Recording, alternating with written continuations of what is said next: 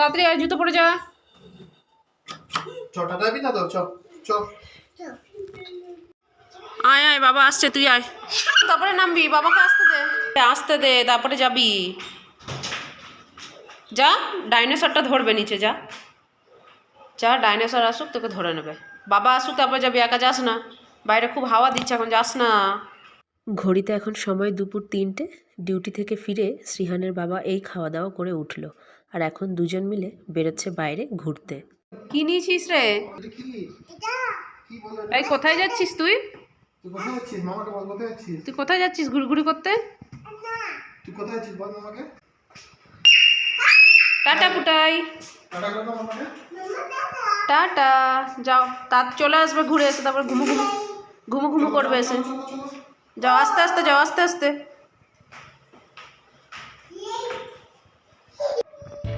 দুপুরে খাওয়া দাওয়া শেষ করার পর যদি মনে হয় যে একটু ঘুমাই, ঘুম থেকে উঠে তারপরে বিকেলে ছেলেকে নিয়ে একটু হাঁটতে যাব। তো এখানে তো আর আলাদা করে বিকেল বলে কিছু হয় না। দুপুরের পরে একদমই যখন ঘুমটা ভাঙে দেখি সন্ধে হয়ে গেছে। তো তাই জন্যই আর কি ওর বাবা বলল আজকে দুপুরের খাওয়া দাওয়াটা শেষ করার পর ওকে গিয়ে বাইরে থেকে একটুখানি ঘুরিয়ে নিয়ে আসবে। সারাটা দিন তো ঘরেই থাকে, আর এখানে তো বাইরে ঘোরার মতো সেরকম কোনো জায়গা নেই। আশেপাশে যদি বাচ্চাদের একটা পার্ক থাকতো সেখানে গিয়েও খানিকটা সময় কাটিয়ে আসা যেত।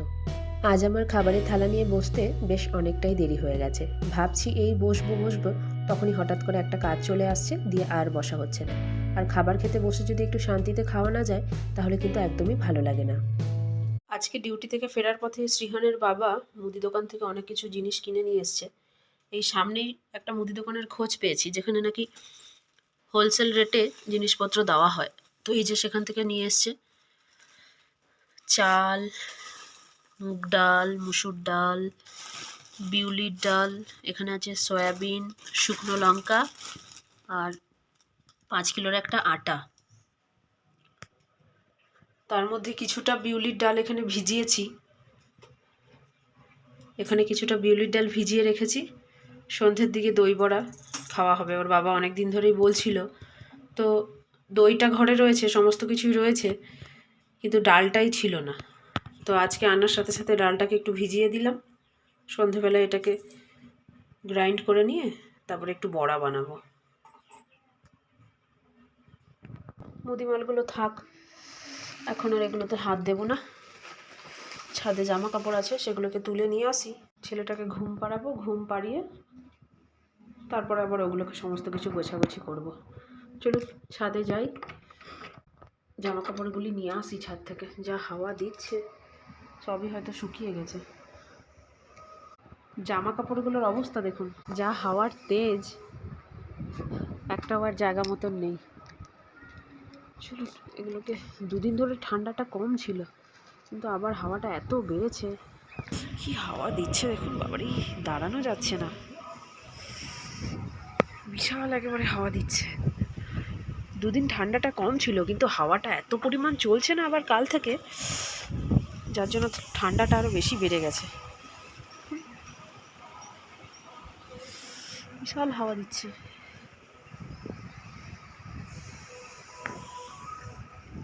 চলুন, কাপড় চোপড় ঠান্ডা যাচ্ছে না, কান মাথা একেবারে ঠান্ডায় হুহু করছে। নে বালিশগুলো সাজা, আর একটু কাছে আন, একদম ওইদিকে লাগিয়ে দিয়েছিস তো, একটু সামনের দিকে আন। কম্বলটা আমি খুলে দিচ্ছি, তুই পারবি না। তুই বালিশগুলোকে রাখ, আমি কম্বলটা খুলে দিচ্ছি। বালিশগুলো একটু সামনে আন বাবাই, একটু সামনে আন। চল চল ঘুমোবো, চ।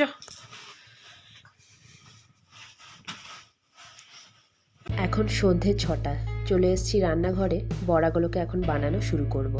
ডালটা এইটুকু সময়ের মধ্যে বেশ ভালোই কিন্তু ভিজে গেছে।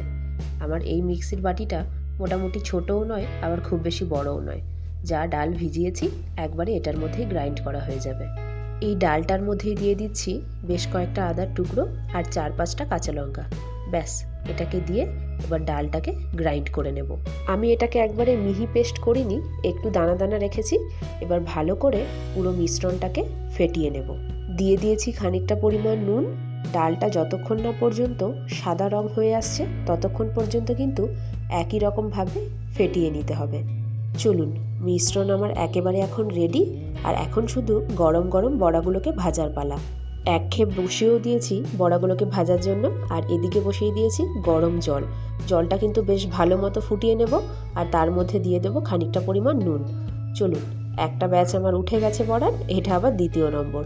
দুজন খাবো তো খুব বেশি প্রয়োজন নেই, যদিও বা শ্রীহানের বাবা এই সমস্তগুলো খেতে বেশি ভালোবাসে, তো তার জন্যই আর কি বিশেষ করে আজ এইসব বানানো।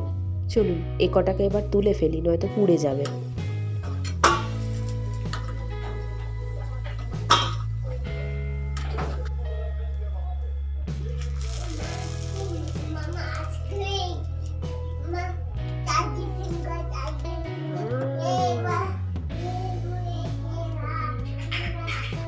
বড়াগুলো কিন্তু এইটুকু সময়ের মধ্যে বেশ ভালো রকম ভিজে গেছে। বাবা, এটা আর হাত দিয়ে তুলতে পারলাম না, জলটা এখনও পর্যন্ত ভীষণ গরম আছে। দাঁড়ান, এই জলটাকে না একবার চেঞ্জ করে একটু ঠান্ডা জল বুলিয়ে নিই, তাহলে হয়তো বড়াগুলো হাতে ধরা যাবে। বিয়ের পর আগে এই সমস্ত জিনিসগুলো না অনেক বানাতাম। সন্ধেবেলাতে ওর বাবা আসার পর কিছু না কিছু স্ন্যাক্স খেতেই দিতাম, কিন্তু এখন আর সেসবের সময় একদমই হয় না। আজ কিন্তু আবার বহু দিন না, বহু বছর পর বলতে গেলে এই দই বড়াটা বানালাম। এখানে বাকি যা যা লাগবে সমস্ত কিছুই রেডি করে নিয়েছি। আর এই ধনেপাতার চাটনিটা কিন্তু আমার ঘরে বেশিরভাগ সময় বানানোই থাকে। ওর বাবা মাঝে মধ্যে রুটি তরকারি যখন খায়, এই চাটনিটি খেতে ভীষণ পছন্দ করে। দই বড়ার মধ্যে একটু ঘুগনি পড়লেও কিন্তু খেতে বেশ ভালো লাগে, তবে ঘুগনি টুগনি আজ আর নেই, যা যা এমনি লাগে বাকি সেগুলো সবই রয়েছে। চলুন বড়ার প্লেটটা এবার সুন্দর করে সাজিয়ে ফেলি। দই বড়ার এই দইটা আমার কিন্তু আবার বেশি ঘন ভালো লাগে না, তাই সামান্য একটু জল দিয়ে দিয়েছিলাম, আর দিয়েছিলাম কিছুটা পরিমাণ বিট লবণ। চলুন দইটাকে এবার সুন্দর করে ছড়িয়ে দিয়েছি, আর এবার দিয়ে দিচ্ছি ধনেপাতার এই চাটনিটা। এই চাটনিটার মধ্যেও কিন্তু অনেক কিছু জিনিসই রয়েছে, তবে সেটা আজ আর বললাম না, পরে যখন এটা বানাবো নতুন করে তখন না হয় আবার আপনাদের সাথে শেয়ার করব। টক ঝাল মিষ্টি একটা চাটনি দই বড়ার মধ্যে দেওয়া হয়, কিন্তু সেটা তো আর আমার কাছে অ্যাভেলেবেল নেই। তার বদলে রয়েছে টমেটো কেচাপ, তো সেটাকেই ওপর থেকে সুন্দর করে সাজিয়ে দিলাম, আর দিয়ে দিচ্ছি কুচনো পেঁয়াজ। এটা কিন্তু দই বড়ার সাথে মুখে পড়লে ভীষণ ভালো লাগে খেতে। এবার দিয়ে দিচ্ছি খানিকটা পরিমাণ বিট নুন, আর ওপর থেকে ছড়িয়ে দিলাম একটুখানি ধনে আর জিরে পাউডার। এটাকে আমি ড্রাই রোস্ট করে গুঁড়িয়ে নিয়েছিলাম, সেটাকে খানিকটা পরিমাণ দিয়ে দিয়েছি, আর দিলাম সামান্য পরিমাণ লঙ্কার গুঁড়ো। আর এবার ছড়িয়ে দিচ্ছি ওপর থেকে বেশ খানিকটা পরিমাণ সেউ ভাজা। এই সেউ ভাজাটা খেতে কিন্তু দারুণ লাগে, সন্ধেবেলায় চায়ের সাথে যদি নিয়ে এক মুঠো খাওয়া যায় ভীষণ কিন্তু টেস্টি খেতে। চলুন রেডি হয়ে গেছে আমার দই বড়া, আর ওপর থেকে দেখতেও কিন্তু এটা ভীষণ ভালো লাগছে। কালার কম্বিনেশনগুলো এত সুন্দর হয় দই বড়ার, প্রথমে দেখেই তো চোখের শান্তি হয়, আর তারপর খাওয়ার পর তো কোনো কথাই নেই। দিয়ে দিলাম একটা চামচ। এবার যার জন্য আজকে বিশেষ করে বানানো, চলুন তার হাতে গিয়ে প্লেটটা এবার তুলে দিয়ে আসি।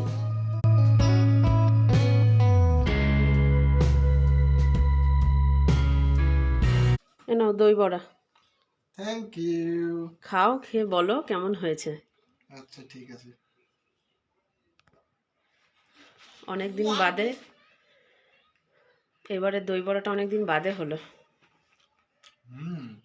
কেমন হয়েছে? Heavy taste.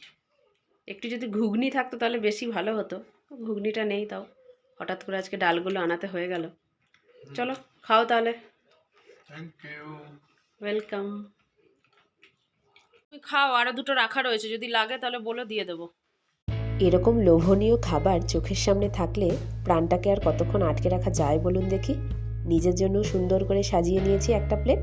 চলুন এটাকে এবার খেয়ে প্রাণটাকে আগে শান্ত করি।